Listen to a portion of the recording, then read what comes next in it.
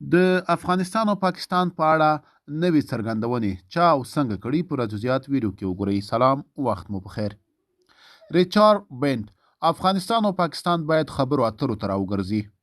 د افغانستان د بشري وضعیت په چارو کې د ملګرو ملتونو د سازمان ځانګړی راپور ورکوونکی ریچارډ بین له افغانستان او پاکستان څخه یې غوښتي چې بیرته خبرو اترو ته راوګرځي او له تاوتریخوالي کار وانخلي.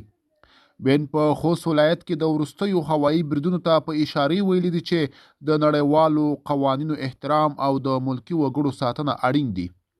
ریچارډ بین دغه څرګندونې وروسته له هغې کړي دي چې په افغانستان کې د طالبانو حکومت د سې شنبې په ورځ د نومبر 15مه ادعا وکړه چې پاکستان یو ځل بیا په افغانستان باندې هوایي بریدونه کړي او ملکي خلک یې وژلي او د افغانستان د هوایي حریم په ماتولو یې تورن کړل. د طالبانو د حکومت د ویان ذبیح الله مجاهد په وینا پاکستان دغه بریدونه په پکتیکا، خوست او کونړ ولایتونو کې کړي دي چې له امله یې د 9 ماشومانو په ګډون 10 کسان وژل شوي دي. مجاهد د ایکس په ټولنیزې شبکې کې لیکلي چې د طالبانو حکومت د افغانستان له هوایي او ځمکني حریم او خلکو څخه دفاع خپل شرعي حق بولي او په مناسب وخت کې به لازم ځواب هم ورکړي.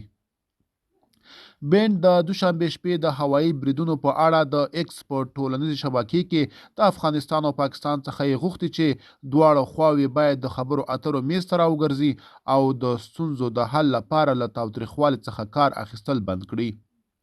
پاکستان په افغانستان باندې د هوایي بریدونو خبره رد کړه. د پاکستان پوځ ویان جنرال شریف چودھری ویلي دي چې پاکستان خپل ټول بریدونه په ښکاره کوي او هیڅکله ملکیان نه په نښه کوي. د طالبانو حکومت په داسې حال کې پاکستان په دې بریدونو تورنوي چې د دوشنبې په سهار په پیښور کې د سرحدي ملیشه ځواکونو پر یو مرکز برید وشو او په پایله کې 3 امنیتي چارواکي ووژل شول او لږ تر لږه 12 نور ټپیان شول.